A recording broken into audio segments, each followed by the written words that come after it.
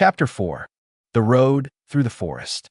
After a few hours, the road began to be rough, and the walking grew so difficult that the scarecrow often stumbled over the yellow bricks, which were here very uneven. Sometimes, indeed, they were broken or missing altogether, leaving holes that Toto jumped across and Dorothy walked around.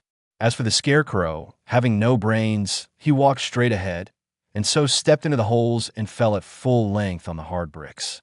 It never hurt him, however, and Dorothy would pick him up and set him upon his feet again, while he joined her in laughing merrily at his own mishap. The farms were not nearly so well cared for here as they were farther back.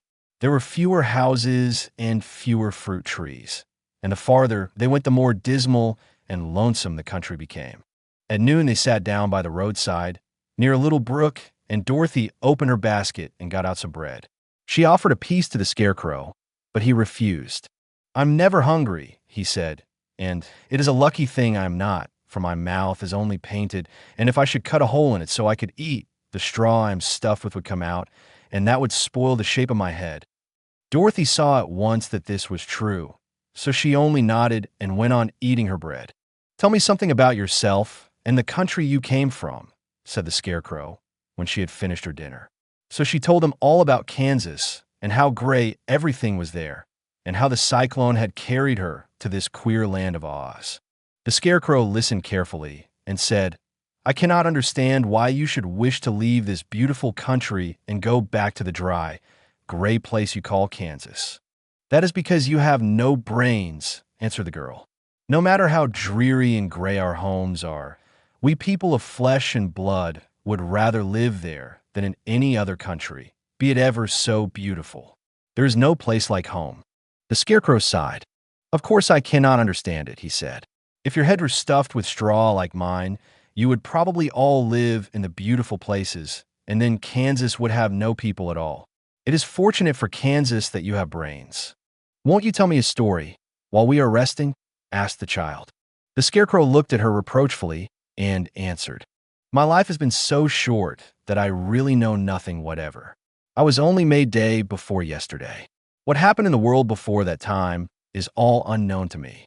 Luckily, when the farmer made my head, one of the first things he did was to paint my ears so that I heard what was going on. There was another munchkin with him, and the first thing I heard was the farmer saying, 'How do you like those ears?'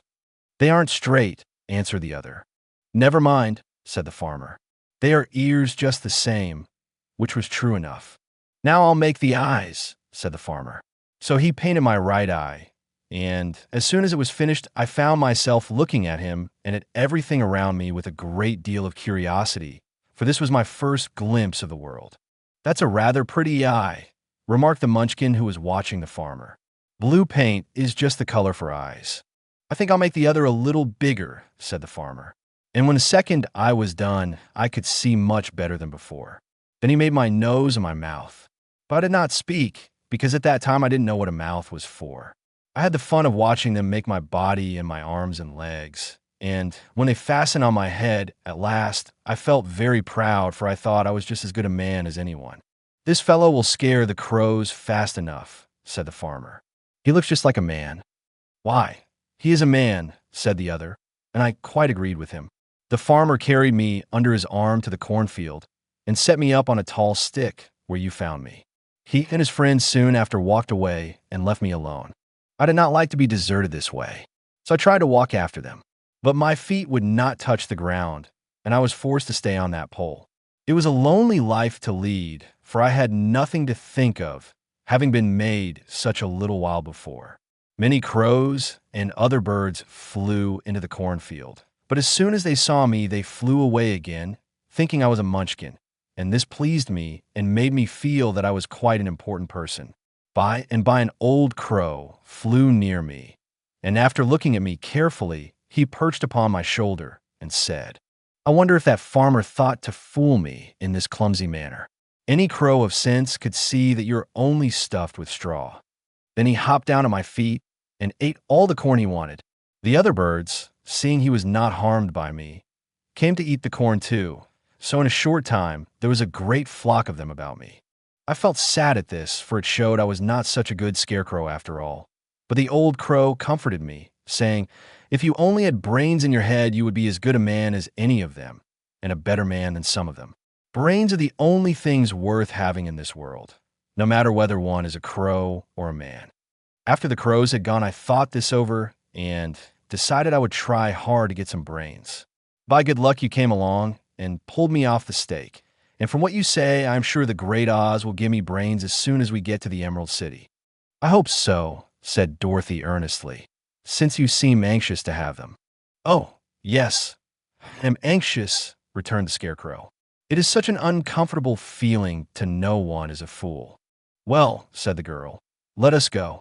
And she handed the basket to the Scarecrow. There were no fences at all by the roadside now, and the land was rough and untilled. Toward evening they came to a great forest, where the trees grew so big and close together that their branches met over the road of yellow brick. It was almost dark under the trees, for the branches shut out the daylight. But the travelers did not stop and went on into the forest. "If this road goes in, it must come out," said the Scarecrow. "And as the Emerald City is at the other end of the road, we must go wherever it leads us." "Anyone would know that," said Dorothy. "Certainly. That is why I know it," returned the Scarecrow.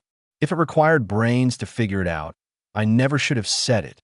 After an hour or so, the light faded away, and they found themselves stumbling along in the darkness. Dorothy could not see at all, but Toto could, for some dogs see very well in the dark, and the Scarecrow declared he could see as well as by day. So she took hold of his arm and managed to get along fairly well. "If you see any house or any place where we can pass the night," she said, "you must tell me, for it is very uncomfortable walking in the dark." Soon after, the Scarecrow stopped. "I see a little cottage at the right of us," he said, "built of logs and branches. Shall we go there?" "Yes, indeed," answered the child. "I'm all tired out."